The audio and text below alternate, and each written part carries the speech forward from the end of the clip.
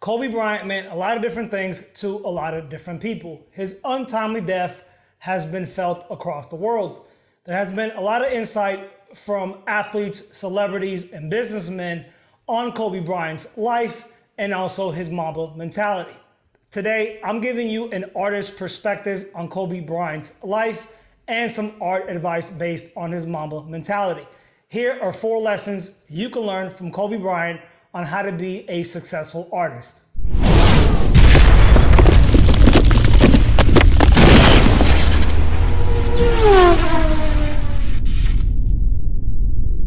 What's going on YouTube? This is JL Musi, and today I'm going to be sharing 4 lessons that you can learn from Kobe Bryant on how to become a successful artist. Situations like this hit different people in different ways.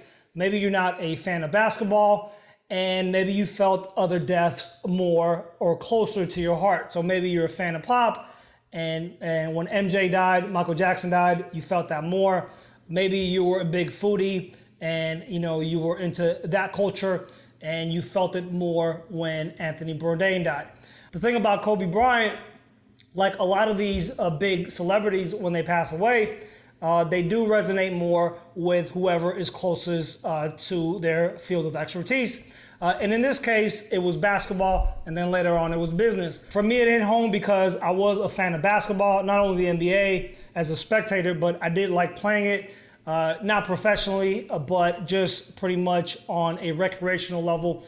Pretty much started in middle school, high school, and then actually I kept playing and trying to improve as I got older. At first it was just for fun, but it was a challenge, and I really got into the techniques of just improving how to shoot, how to dribble.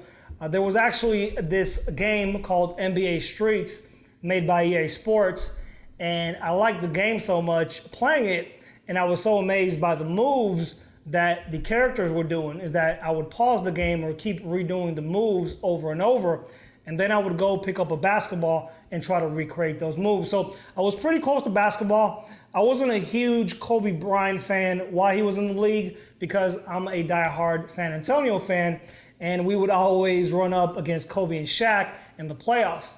And we didn't really want to see those guys because they were a beast of a team. But my appreciation towards Kobe actually became stronger when he actually retired and started giving some insight about his life, his work ethic, and as he became and transformed himself from this ex-NBA star into doing creative content, into becoming a businessman and also a speaker.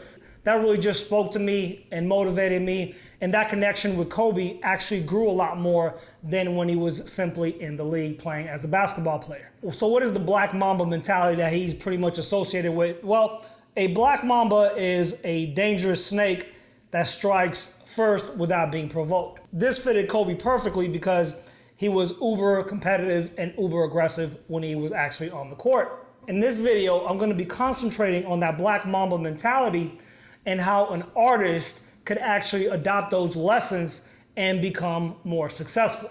So lesson number 1 from Kobe Bryant on how you can become a more successful artist is that you need to be competitive. We live in a world where the second place trophies are a thing that's actually happening, right? Or being competitive sometimes can actually be seen as a negative.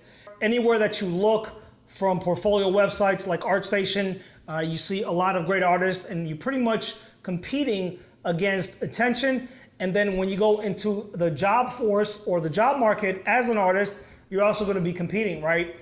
And competition is pretty much a part of life. If you're married or you are with a girlfriend or a boyfriend, you probably had to compete with somebody else to get that position, right? So I think being competitive to a certain degree, especially for an artist, can be really beneficial. And that competitive nature of Kobe Bryant really spoke to me. Back when I was in college, I took a lot of different classes from 3D animation. I also took illustration classes and graphic design. And especially for our 2D classes like illustration and graphic design, we would have these projects that we would have to do and actually present. And we would basically mat up or frame our artworks. We would print them out, frame them, and then we'd have to present for critiques. And my mentality at the time when I was in college is that I wanted to outdo anybody else that was presenting. That was my competitive drive, and that's really what spoke to me about Kobe Bryant. So weekends when a lot of students would just go off and party, or even spring break, where a lot of people would just take off their work, if we had an assignment given to us, I would just spend all that time really perfecting my craft and knowing that I have to go up and be putting my work against somebody else's. So I had that competitive drive. A classmate of mine actually made a point of that and told me something that I would never forget. He sat me down and told me, "Hey JL, I would never want to go in a job interview against you." And that really spoke to me and actually made me feel good, because I understood that everything is a competition in life, especially being an artist. And that was pretty much just my work ethic in college, just my competitive nature. And I think having that competitive nature as an artist is definitely a strong suit. Lesson number 2 from Kobe Bryant on how to become a more successful artist is that you got to put in the work. Your work ethic should be at a very high value. Your goal should be to outwork the competition, right? And this is actually piggybacking off the last lesson that I talked about. There's an interview with an ex-Chicago Bulls player by the name of Jay Williams. And this is one of those interviews that are pretty much just older, and then it got translated into one of these motivational speeches about Kobe Bryant. But basically, Jay Williams was playing on the Chicago Bulls, and they were looking to play the Lakers that night. And Jay thought it was a good idea to go into the Staples Center and shoot 300 to 400 shots to really just put in extra work. When he walked in, he saw Kobe Bryant over there warming up. So Kobe pretty much was there before him, and Jay Williams actually showed up early. So Kobe was there before him, putting that extra work. And, after a while, he saw Kobe over there practicing. Kobe was actually practicing pretty hard, right? So the moves he was doing, the dunks, the shots, he was going at a very intense rate. After a while, Jay got tired and figured, you know what? Kobe's going to burn himself out and not be able to perform well in that game later on that night. Jay then later revealed that Kobe actually dropped 40 points that night. They beat the Chicago Bulls. And Jay Williams was actually a little bit shocked because, he thought Kobe was going to get worn out by practicing so hard. So after the game, Jay goes up to Kobe and asks him, "Why were you practicing so hard before the game?" And Kobe turns around, smiles, and tells him, "Because I saw you come in early, and I wanted to let you know, no matter how hard you work, I'm willing to outwork you. You inspired me to do better." That's a lesson that really stood out to Jay. And that was something that, he would recount and actually tell to people about Kobe Bryant's insane work ethic and his work ethic to outdo the competition. And as an artist, you should have the same type of drive to outdo the next artist in line. And to be a great artist, you have to have a tremendous work ethic. Just like ball players, artists are not initially paid for that passion they have, right? You actually have to get to a level before you actually get paid where you're just training for free, right? You're just training for the love, the passion of being an artist. And eventually you get good enough to have the privilege to be paid for doing something that you love. So if you're not out there working, and if you're a digital artist, you're not keeping on top of the latest software or the latest trends, there's probably another artist out there that's hungry, that's willing to get it, that if you go up against a freelance bid or a job interview, he might get the job before you or that freelance gig before you because he outworked you, right? So it's very important for artists to have that insane work ethic to not only be able to progress and be able to get work, but continuing to progress and basically stay on top of the competition. Lesson number 3 that you can learn from Kobe Bryant to be a successful artist is to grow and evolve. So when Kobe Bryant retired from the game of basketball, he could have easily walked away and just would have been a NBA legend. But Kobe didn't just go home and decided to have a peaceful and quiet retirement. He actually pushed himself to become a public speaker, to share his Mamba mentality, to become a businessman. And he also had a passion for creative content. And he actually started publishing children's books and children's stories. Kobe Bryant actually ended up winning an Oscar for the best short animated film for a poem which he wrote, and then later it got converted into a film called Deer Basketball. So this was a guy that just wasn't content with mastering one craft or just having a bunch of NBA championships. He decided to evolve into something else. And I think for artists, this is an important mindset to have, because I think a lot of artists put themselves in a box and sell themselves short. So we live in an era where, if you are a 2D artist and you work in a digital medium, maybe all you know or refer to yourself as a Photoshop guy, right? Or Adobe Illustrator. Maybe you're a 3D modeler and, you're just a Maya guy or a Blender guy or a ZBrush artist, right? Or maybe you just think that you're a photographer or a filmmaker or whatever niche or whatever title you put on yourself. And artists, keep this in mind. Your creativity is your number one asset, and not what you can do with a piece of software from Adobe or from Autodesk or whatever company that is that you actually use as far as the software. So sometimes as an artist, we have to grow and evolve into something different and just let that creativity just flow out of us into different fields, and they can be related. So my artistic journey started with drawing, then it went to painting, then it went to 3D modeling, 3D sculpting.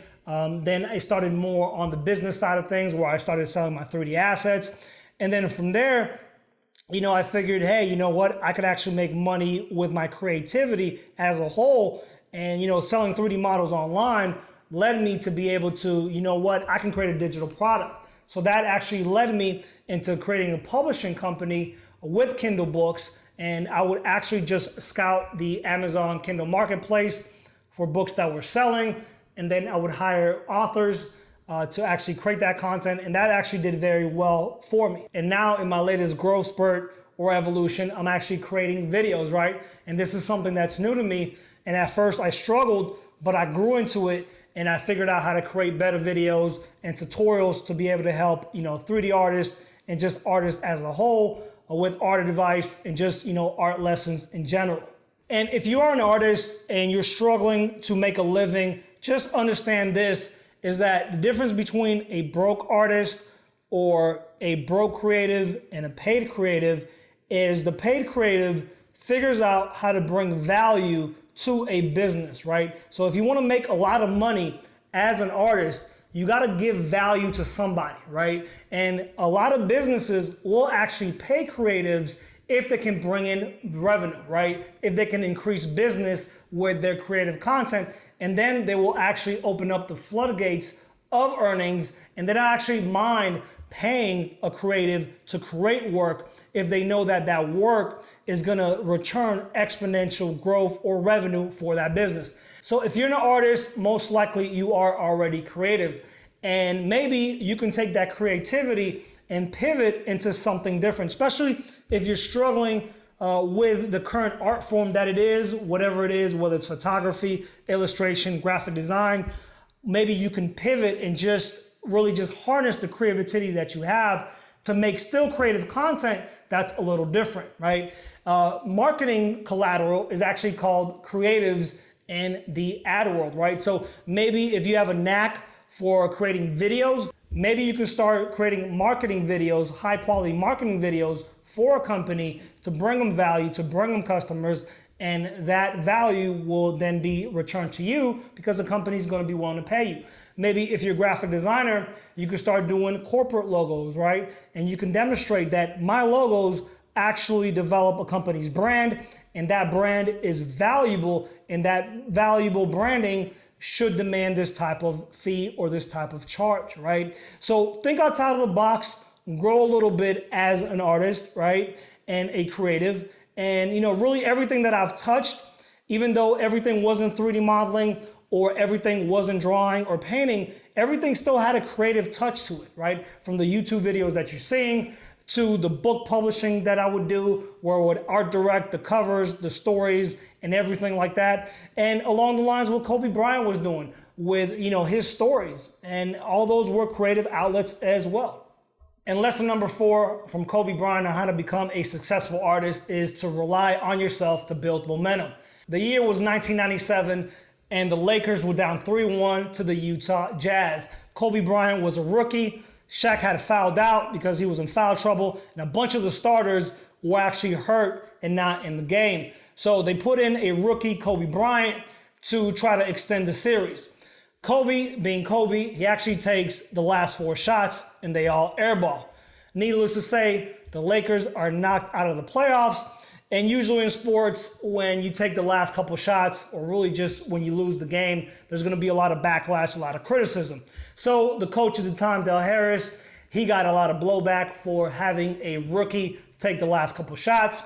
And, Kobe Bryant faced a lot of skepticism from the media and the fans. So Kobe, being Kobe, he went and found a local gym in the middle of the night and practiced till the break of dawn on his jump shots. And this is what I will tell artists. Just like Kobe Bryant wasn't initially loved in LA, or when he played bad, right? He didn't have a bunch of supporters. That's a good thing to actually accept as an artist, especially if you're really trying to get your name out there and you're trying to grind it out. I think a lot of artists, me included, kind of have the expectation of just being supported by the people that are closest to us, whether it's your friends, the people that follow you on social media, your coworkers, your family.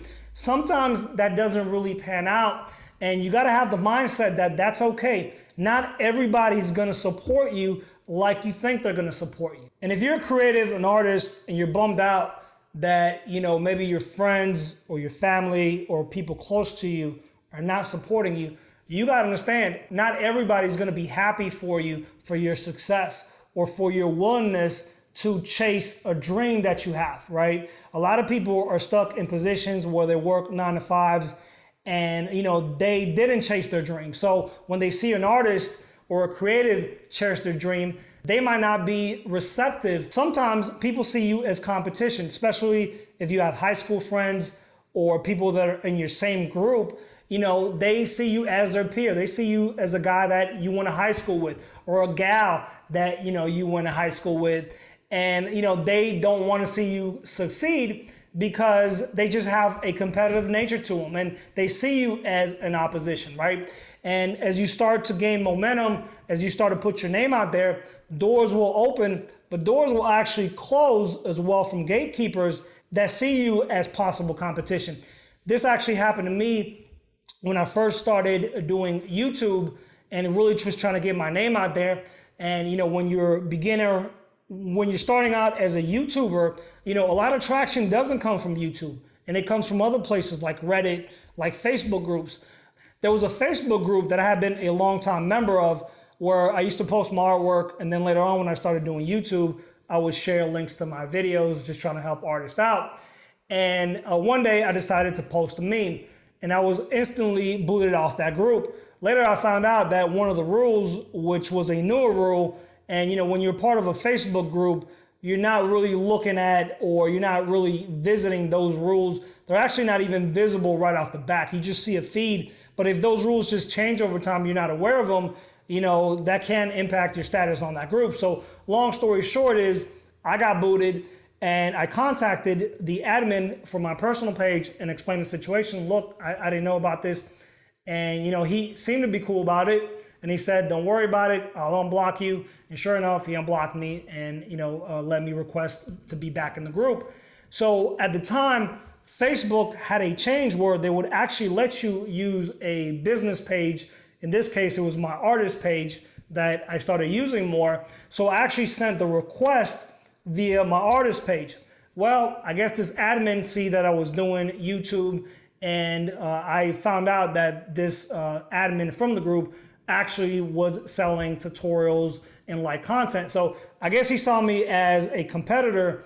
Long story short is I never got back in the group, and I messaged him and he never replied after he saw me as a competitor, right after I sent that request via my business page. So that's something that you do have to be aware, no matter if you don't get support initially from your friends or people see you as a competition or a competitor, and some doors actually close. But I will give you the positive spin on this. The yin and the yang is that a lot of people started supporting me out of the blue. So a lot of old friends from high school that I haven't heard from years actually started sharing my work, my channel, and also a lot of people that I wasn't that close to, that made me realize, like, look, man, you still got supporters out there. They see your grind, they see your hustle, they like what you do. And it does feel good to see recognition from not only strangers, because a lot of strangers have supported me, but people that you actually personally know as well. So that's all the time that I have for you folks. Let me know how I did in the comment section down below, and any tips that you want to share on what has helped you to become a more successful artist. Until we meet again, folks, I will catch you next time.